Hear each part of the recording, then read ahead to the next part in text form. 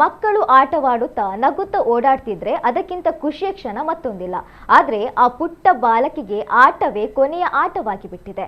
ಅಕ್ಕನನ್ನ ಕರೆತರಲು ಶಾಲೆಗೆ ಬಂದಿದ್ದ 4 ವರ್ಷದ ಕಂದಮ್ಮ ಶಾಲೆಯ ಗೇಟ್ ಬಳಿ ಆಟವಾಡುತ್ತಿದ್ದ ವೇಳೆ ಅದೇ ಗೇಟ್ ಕುಸಿದು ಬಿದ್ದು ದಾರುಣವಾಗಿ ಸಾವನ್ನಪ್ಪಿದ್ದಾಳೆ.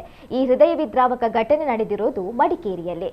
ಮೃತ ಬಾಲಕಿಯನ್ನ 4 ವರ್ಷದ ಅಪೂರ್ವ ಎಂದು ಗುರುತಿಸಲಾಗಿದೆ.